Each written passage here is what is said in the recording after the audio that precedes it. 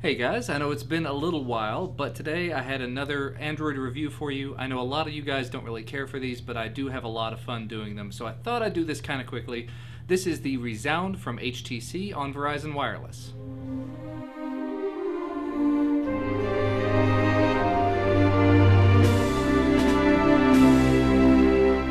First off, let's start with the phone specifications. This has a dual-core Qualcomm 1.5 GHz processor. It has a 4.3-inch 720p actual 720p display, so it's 1280 by 720 pixels. It's got 16 gigs of built-in storage and 16 gigs of SDHC storage, micro SDHC, expandable up to 32 gigs of SDHC storage. Also, it has 1 gigabyte of built-in RAM. It has a front-facing camera capable of doing 720p video and a 8-megapixel rear-facing camera capable of doing 1080p video. But the key feature, the killer feature of this device, the one that really sort of sells a lot of people on it and the one you see advertised the most often, is the Beats by Dre audio built into the device and comes in the headphones that come along with it. These are the $100 Beats by Dre headphones. I think they're called Monster. I'm not entirely sure. So if you are into audio, if you're a bit of an audiophile, this may be something worth looking at, something worth at least listening to. So that's basically the device specifications, the device roundup kind of thing. Let's go ahead and get into my review, my experiences with it. I've had it for about a week now, so I can give you a little bit of insight. Now, in terms of general performance of the phone, from the processor and the RAM standpoint, the interface is very fast. It's not really as fast as the Droid Razr in my experience. I know the dual-core Qualcomm processor is supposed to be extraordinarily fast. For some reason, the Razr seemed to be a little bit zippier in my experience. That's by no means to say that this is a slow phone. It is definitely blazing fast. It's just that there was something, maybe some optimizations that weren't in the Sense UI that made it feel a little snappier on the Razr. That may just be me blowing smoke there. Any application you want to throw at it does run beautifully in my experience. 3D gaming, traditional, web browsing, and whatever else you want to do with it, everything has been just lightning fast on it. In terms of the call quality, since of course it is a cell phone first and foremost, I made quite a few phone calls on it in different locations, to different phone numbers on different providers and everything.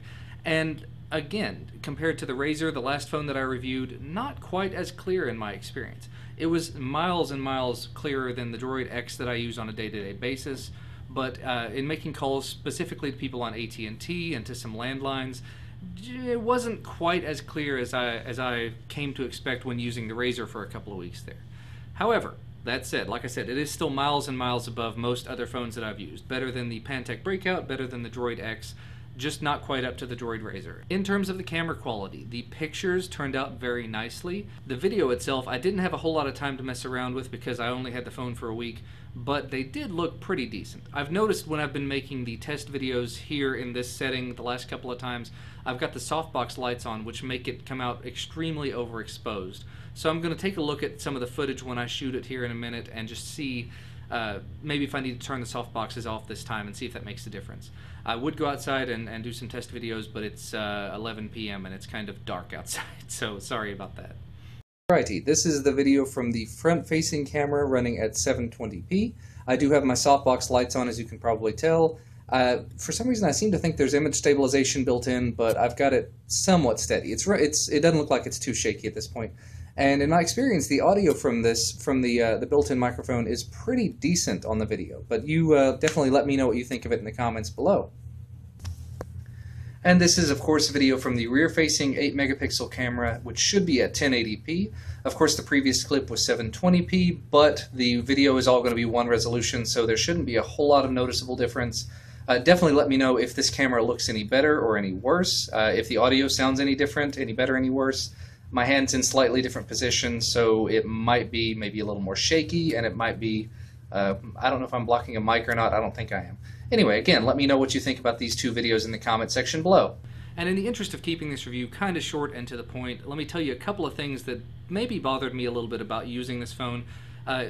Snappiness, like I said, it was very fast, wasn't quite as fast or as clear or whatever as the Droid Razr, but still an amazing phone, very fast, very capable. But a couple of minor issues that I had with it. One, the port on the side, the port that you actually do all of the USB charging through, the data transfer and everything, it is, I believe they call it an MHL port. It's a high definition link that you can actually do the video through as well if you have the adapter for it. The problem with that is it's a very strange cable. I believe you can use a micro USB port with it, but don't quote me on that. I haven't tested it out because I don't want to run the risk of actually damaging this, but from what I've read, it is capable of doing that. The problem with that is it's a very odd shape that I'm not familiar with, so if I'm trying to plug this in the dark, it's yeah, it's not easy to do, and I tend to scratch up the area around it just a bit in trying to do that. The other minor complaint that I do have with it is these buttons. You've got the volume rocker here on the side and the power button on the top. They're not recessed, but they're also not really protruding. They're just barely sticking out from the device, which means, especially with the power button, if I try to unlock the device, it's a little difficult to hit that from time to time. Not really a major complaint. It adds more to the sleek factor of the device rather than just protruding out like a lot of other devices will. Does that hurt it? Does it help it? I don't know. It's kind of a bummer to me just because it is kind of difficult to hit if you're in a hurry. But other than that, it's been a very powerful, very fast device. Something I'm happy to go back to instead of going to my Droid X every time. I keep saying that because I'm ready to upgrade my phone, but I can't yet. Oh yeah, the one thing I definitely forgot to mention, of course, the Beats by Dre headphones.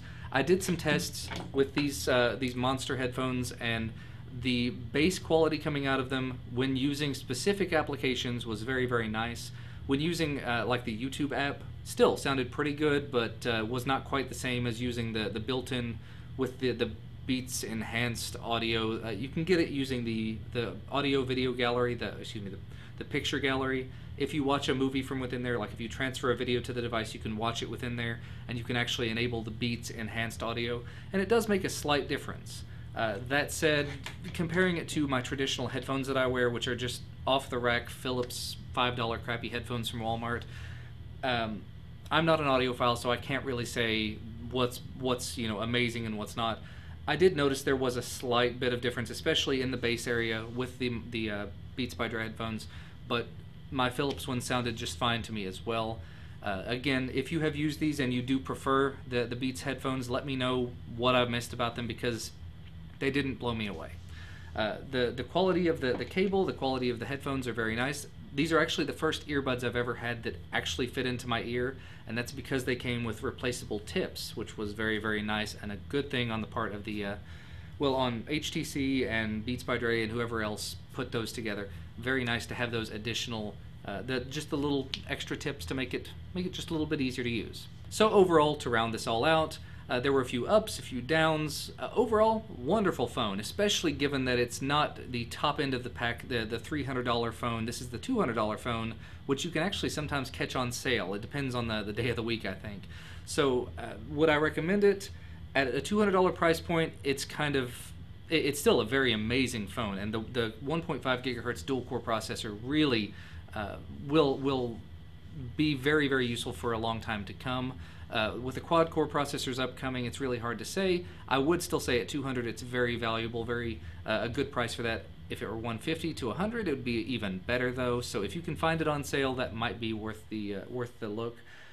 What I would suggest though is if you can get to a Verizon store and get your hands on these Beats by Dre headphones first, beforehand, give it a shot just to see if it makes a difference for you, because I would hate to recommend something based on, this has this Beats by Dre audio in it, and that makes it better. You have to judge that for yourself as to whether that's worth it for you, because the headphones themselves are valued at $100, so take that as you will. That's all I've really got to say about it, though. I'm going to be mailing this back tomorrow, and I will be kind of sad about sending it back, but not quite as sad as I was about the Razer. I know a lot of this review has been, this is good, but it's not quite the Razer, and I hate that came to that, but the Razer is a really good phone. This is a very, very good phone as well, but in my opinion, in my experience, I like the Razer a little bit more. It is more expensive, though. But that's all I've got for you today, though. I've rambled quite a bit in this one, and I apologize for that. I'm going to try to get back to doing some more regular Linux videos here in the very near future. There's 2 or 3 that I've been meaning to make. Actually, there's a new desktop machine behind me I've been meaning to install Linux on, just haven't had time, and I was going to try to record that and upload it, but we'll see about that in the very near future. As always, though, thank you guys so much for watching. Thank you for your time and your patience. That's all. I will see you next time.